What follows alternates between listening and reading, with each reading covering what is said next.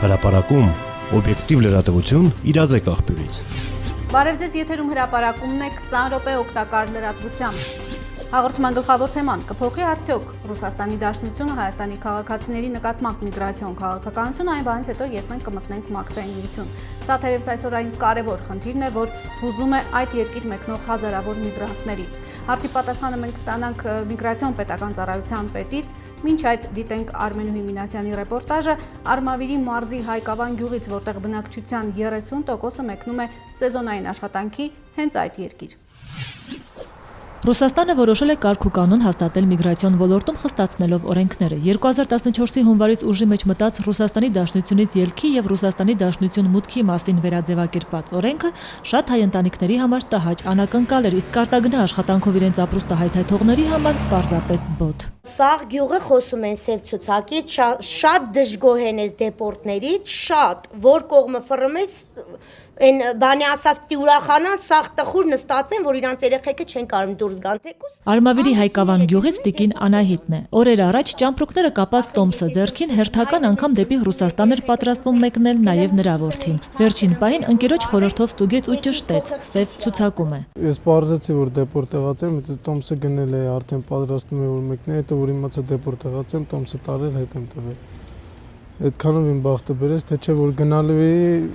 անիմաստեղը ընդեղից նորից պետք է հետ գայի, անիմաստեր արդեն եմ գնալը։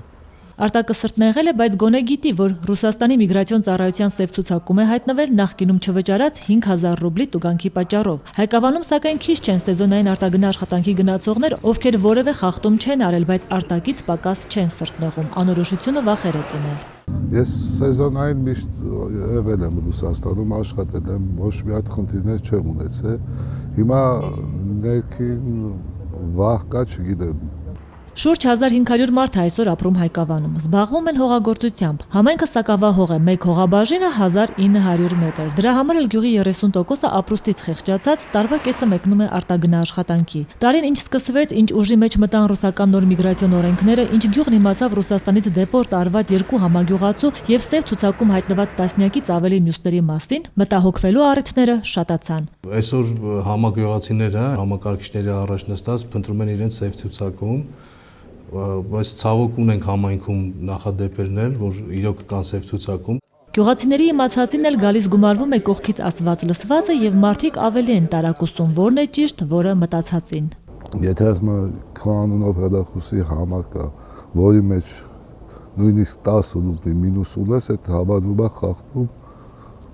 ու դրա համար քեզ կարող է մերժել։ Մենք հույսներս դրել ենք գոնես Մաքսային միության վրա, որ տեսնենք ոնց կլինի, որ մեզ բոլորի համար օգտակար լինի այդ օրենքը փոխեն։ Թե ուստա Աշոտի հույսը Մաքսային միությանը միանալն է միայն, նրա համագյուղացի պարույրը մի հույս ավելի ունի՝ իր այգին։ Նա գյուղում այն քիչ մարդկանցից է, ում արտագնա սեզոնային աշխատանքը սկսվում է ոչ թե գարնանը, այլ ամռանը, երբ այգին բերք է տալիս ու այդ բարիքը նա տանում է Ռուսաստան վաճառելու։ Բայց դե էլի մտատանջվում է, թե բնությունն է անկանխատեսելի, թե Մաքսային միությունից ակնկալիքներն են առայժմ անհստակ։ Սա էլ իմ այգին է, իմ կերակրողը հիմնական։ Մրգի որոշ չափը արտահանվում է, որոշ չափը հաստատվում է, վաճառվում։ Դա ստված որ լավ լինի։ Այս տարի նորից գնանք աշխատել, դա էլ կախված է նրանից, թե Մաքսային միությունը մեզ ինչ օգուտներ կբերի, եթե իհարկե որ պիտի բերի։ Մաքսային միության շրջանակներում միգրացիոն օրենքներն ավելի մեղմ են իհարկե, բայց ոչ առանց սահմանափակումների։ Կառույցին հարող երկրի քաղաքացիներին հաշվառման համար տրվում է ոչ թե 7 օր ժամանակ, այլ 1 ամիս։ Բացի այս աշխատանքային գործունեության համար այլևս անհրաժեշտ չէ աշխատանքային թույլտվություն։ Պարտադիր պայման է մնում սակայն աշխատանքային պայմանագրի առկայությունը։ Այդ ընդհանուր համաձայնագրից նաև բխում են այլ համաձայնագրերի ստորագրում, այն պայմանավորությունները ձեռք բերում, որոնք կհստակեցնեն Հայաստանի Հանրապետության քաղաքացիների Ռուսաստանի Դաշնության տարածքում գտնվելու, աշխատելու, ասենք հարաբերակցվելու բոլոր այդ ուրեմն պայմանները։ Այո, Մաքսային միության անդամակցելը բավականին մեծ պայմանագրային բազա ստեղծելու նաև անհրաժեշտությունը առաջ քաշում, այնպես որ երկու կողմերն այդ ուղղությամբ աշխատում են բնականաբար։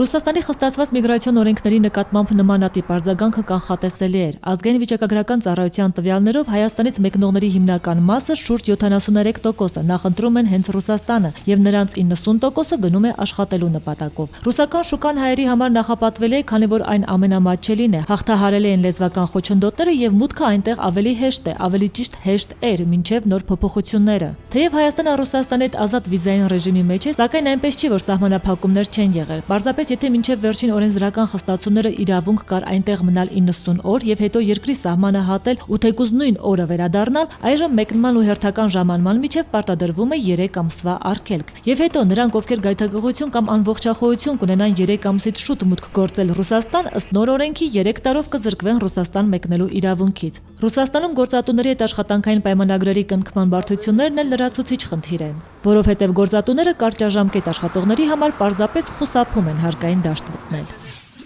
Խստացումներ օտարերկրացիներից համար, բարեփոխումներ ռուսների համար։ Այսպես կարելի է թերևս ձևակերպել խաղի նոր կանոնները, որոնք հրամցվում են Ռուսաստանի թարմացված միգրացիոն օրենքներով։ Սա միգրացիոն շարժը վերահսկելու ձև է, քանիցս այս առնչությամբ պարզաբանումներ են տվել ռուս պաշտոնյաները։ Ռուսաստանի կենտրոնական քաղաքներում միգրացիոն հոսքերը տարեցտարի ակտիվանում են, զուգահեռաբար ավելանում են նաև ազգամիջյան հակասությունները, որոնցով մասնավորապես 2013 թվականը շատ առատ գտնվեց։ Նույն տարեվերջին հայտնի դարձավ, որ շուրջ կես միլիոն միգրանտի մուտք արգելվել է Ռուսաստան տարբեր պատճառաբանություններով, կես միլիոնի մեջ քանիսն էին հայաստանի քաղաքացիներ, չի որոշակի ասվում։ Փոխարենը հայտնի է, որ նույնիսկ վարորդական կարգի 1-2 թեթև խախտումը ռուսական կողմը որպես հիմք է օգտագործել։ Հայաստանի միգրացիոն ծառայությունում վերջին շրջանում զանգերի եւ բողոքների պակաս չկա։ Շատերը արդեն այսօր առնչվում են այս խնդրի հետ մեր քաղաքացիների, ովքեր կամ հետ են վերադարձել կամ պատրաստվում են նոր գնալ, եւ այս առողջությամբ ինչ ենք մենք անում։ Ուրեմն առաջին հերթին դա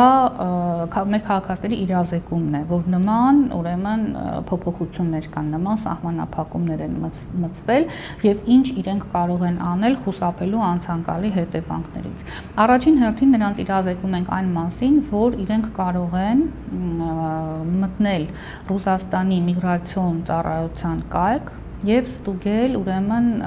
թե արդյոք իրենց մուտքը արգելված է թե ոչ։ Առնվազն 2 միլիոն ռուբլի աշխատավարձ ստացող մասնագետներ, Ռուսաստանում ստացիոնար բուժվողներ, ուսանողներ, հավատարմագրված լրագրողներ։ Սա օտարերկրացիների այն սուղ ցուցակն է, որոնց համար հանված է 90-օրյա սահմանափակումը։ Միգրացիոն ծառայության պետի տեղակալը տեղեկացնում է նաև, որ նոր փոփոխություններով խիստ վերահսկվելու է Ռուսաստանում ժամանակավոր գրանցում ստանալու կարգը։ Արտագնա աշխատանքի գնացողներին քաջ հայտնի է ռետինե բնակարաններ ասվածը, տան գրքույկներում գրանցվողների ցանկն այլևս ձգվել լայնանալու հնարավորություն չի ունենա։ Ռուսաստանի քաղաքացիները իրենց բնակարաններում գրանցում էին անսահմանափակ թվով անձանց։ Այսինքն կարող է դեպք լիներ, որ ինչ-որ, չգիտեմ, քառակուսի սանտիմետրի վրա մարդ լիներ գրանցված։ Եվ դրա դեմ պայքարելու համար այժմ բավականին խստացվել է այս սրա նկատմամբ մոտեցումը եւ սահմանվել է ուրեմն քրեական պատասխանատվություն ընդհանուր մինչեւ 3 տարի ազատազրկման պատժաչափով։ Մեր քաղաքացիներն իմանալով այս մասին պետք է խուսափեն նմանատիպ գործարքներից, մինչև ճամպրուկները հավաքելն ու տոմս գնելը ճշտեն իրենց տվյալները Ռուսաստանի միգրացիոն ծառայության կայքում, որի հղումը տեղադրված է նաև մեր միգրացիոն ծառայության կայք էջում։ Ոչ պաշտոնական տվյալներով սև ցուցակներում իրենց անունը փնտրածներից 15-ից 20 հազարի ճշտած տեղեկությունն արդեն սև է դուրս եկել։